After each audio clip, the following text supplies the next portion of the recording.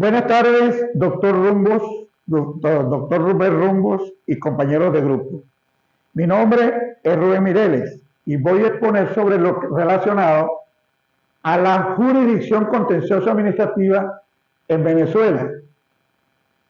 Conceptualmente podemos decir que la jurisdicción contencioso administrativa en Venezuela es una rama fundamental del sistema judicial que es la encargada de controlar la legalidad de la actuación de la administración pública y resolver las controversias que surgen entre los particulares y el Estado.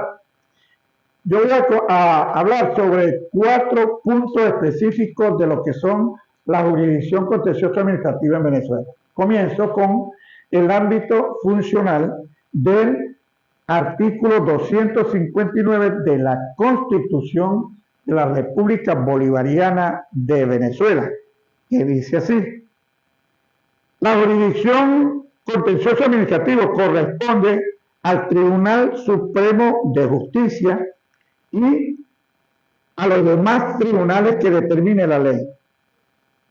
Los órganos de la jurisdicción contencioso administrativo son competencias para anular los actos administrativos generales o individuales, conocer de reclamos por omisión o retardo de la administración, resolver las controversias que se suscitan entre particulares y la administración pública, así como condenar el pago de sumas de dinero y a la reparación de daños y perjuicios originados por la actividad administrativa. En cuanto a su alcance, tenemos que decir que este es un artículo demasiado amplio y busca garantizar la supremacía de la Constitución, promoviendo la responsabilidad del Estado, además de la protección de los derechos e intereses de los ciudadanos frente a la administración pública. Otro punto importante que debemos tomar en cuenta en el tema de la jurisdicción contencioso administrativo en Venezuela es la organización de la jurisdicción contencioso administrativa en Venezuela y sus características. Esta se organiza de forma jerárquica con el Tribunal Supremo de Justicia. Entre sus características principales se encuentran la especialización, autonomía, jerarquía, control de la legalidad y el acceso a la justicia. Pero así como decimos que tiene características principales, también tiene una estructura organizativa, que son la Sala Político-Administrativa del Tribunal Supremo de Justicia, su sigla SPA, que dice que es la máxima instancia en esta jurisdicción y que además conoce los recursos que se usan contra los actos administrativos de rango nacional. Pero también tenemos los tribunales superiores de la contencioso administrativo. Estos son de competencia territorial y están para conocer los recursos contra los actos administrativos de menor jerarquía, y bien sean nacionales, estatales o municipales. Igualmente tenemos los juzgados nacionales de la jurisdicción contencioso administrativa y los juzgados superiores estatales y municipales de la jurisdicción contencioso administrativa. Estos conocen en primera instancia los recursos contra actos de órganos nacionales y los recursos contra los actos de órganos estatales y municipales. Otro punto que vamos a tocar es la distribución interna de las competencias, principios generales de la competencia en materia contencioso administrativo, criterios generales de la distribución de competencias en materia contencioso administración. Tenemos el principio de legalidad, que establece que la competencia está determinada por la ley. Ningún tribunal puede arrogarse competencias que no le han sido expresadas o atribuidas. Tenemos también el principio de especialidad. Allí los tribunales contenciosos administrativos son especializados en la materia, lo que implica que sus competencias se limitan a los asuntos relacionados con la administración pública. También tenemos el principio de orden público, donde las normas de competencia son de orden público, por lógica, y lo que significa que deben ser aplicadas de oficio por los jueces y no pueden ser relegadas por acuerdo de las partes. Igualmente tenemos los criterios generales de la competencia.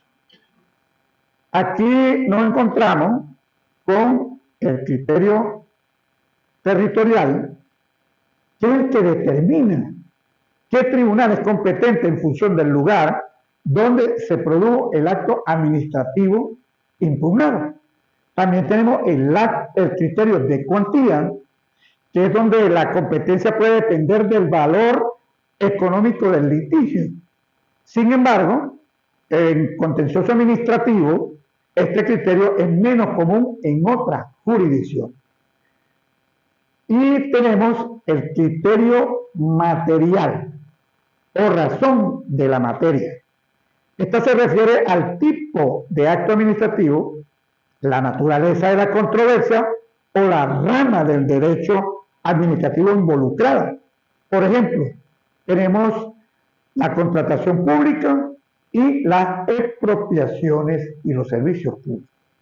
Pero también tenemos el criterio funcional. Este se refiere a la fase del proceso o al tipo de recurso que se interpone. Por ejemplo, tenemos la sala político-administrativa, que conoce de recursos de casación, mientras que los tribunales inferiores conocen en primera instancia. Luego tenemos la evolución. La evolución, históricamente, la jurisdicción contencioso administrativa en Venezuela ha ido evolucionando de un sistema inicial más difuso y con menor especialización hacia una estructura más organizada y además especializada. Por ejemplo, la Constitución de 1961 y más aún la del 1999 han fortalecido su rol y autonomía.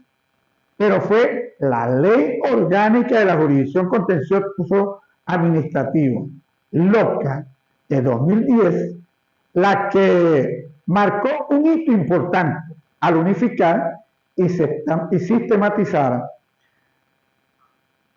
la organización y el procedimiento de esta jurisdicción. Tenemos también los criterios orgánicos de la competencia.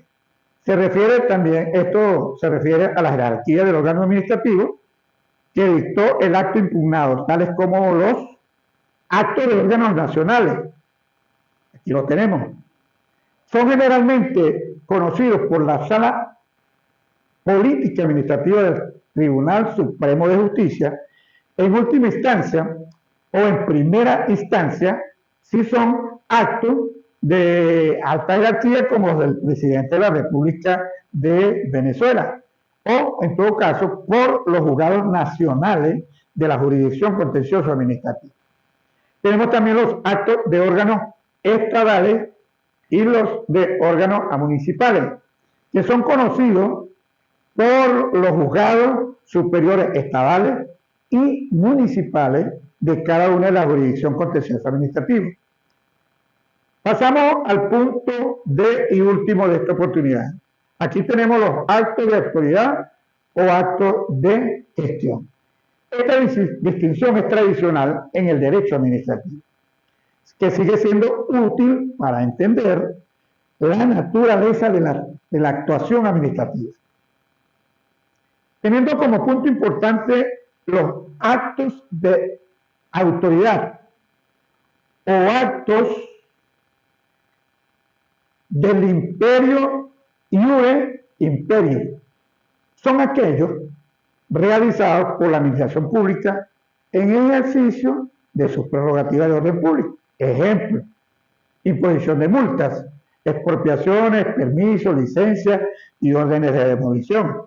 Pero también tenemos los actos de gestión o actos de administración, gestiones, que son aquellos actos realizados por la administración pública en igualdad de condiciones sin ejercer prerrogativas de orden público. Allí tenemos otros ejemplos que son contratos de arrendamiento de bienes del Estado, compra-venta de insumos y los contratos de trabajo de personal o funcionario. Muchas gracias por la atención.